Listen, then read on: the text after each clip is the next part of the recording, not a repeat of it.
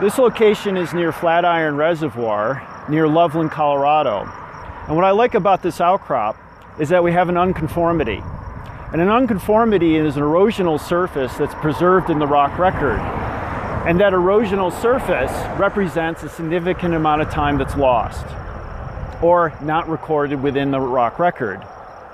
And so the two rock types, one below the unconformity and there's one above the unconformity. These rocks next to me are the rocks below the unconformity. And these are metamorphic rocks. And you can see that there's layering, and with a hand lens you can see there's lots of mica minerals, biotite and muscovite, and they are also aligned to help define the layering in this rock. And so those are some of the key characteristics to identify it as a metamorphic rock. Additionally, we find quartz veins that have been deformed, and in local locations within the outcrop we can see folding as well.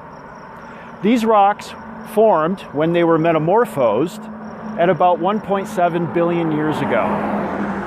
Where rocks get metamorphosed are deep within mountain belts.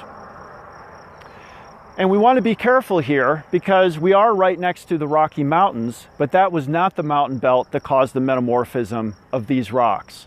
The Rocky Mountains were uplifted about 80 to 30 million years ago, and so relatively speaking, it was quite a recent event compared to the formation of these metamorphic rocks here. So the mountain belt that formed to cause the metamorphism of these rocks was 1.7 billion years ago, a very long time ago compared to the uplift of the Rocky Mountains.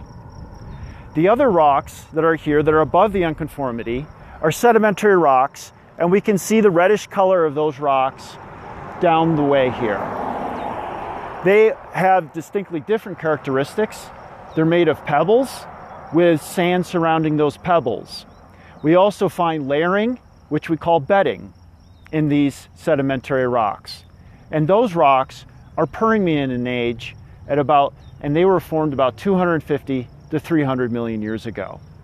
And so the contact between the two, which we can see occurs where we go from reddish soil to the grayish soil, represents about 1.4 billion years of lost time.